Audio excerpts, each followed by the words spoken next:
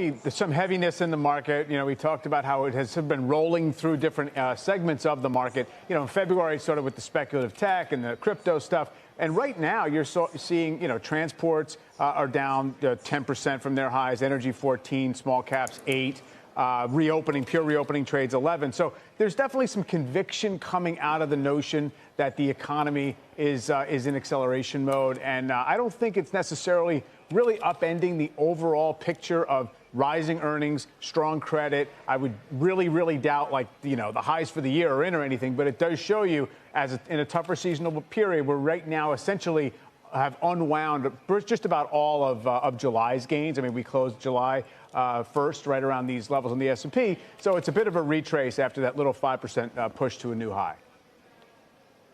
Also, the dollar has been rallying, which is never really a great sign for risk appetite from investors. Anastasia, what's causing the consternation, especially around some of these cyclical groups that Mike points to, like energy and small caps and industrials, which didn't fare so well, financials as well, even on top of a string of beats?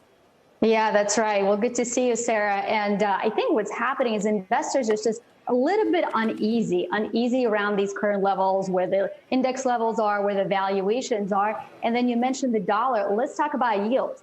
You've got 10-year that slid yet again this week to 1.3%. And what's really interesting is, why is it the 10-year falling? It's actually not happening because we're repricing inflation expectations.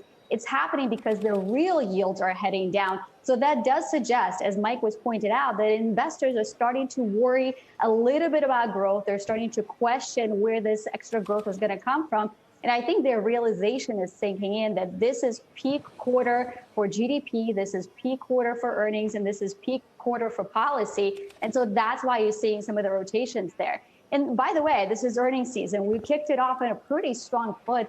24% surprise or so for the S&P, and yet you're not seeing the response to that. And again, I think it has to do with this growth component. But next week, we've got 22% of the companies reporting yet again. And I think this is a stock picker's market. It's been to date the market that's been very broad and there's been little dispersion. But I think that's going to change next week.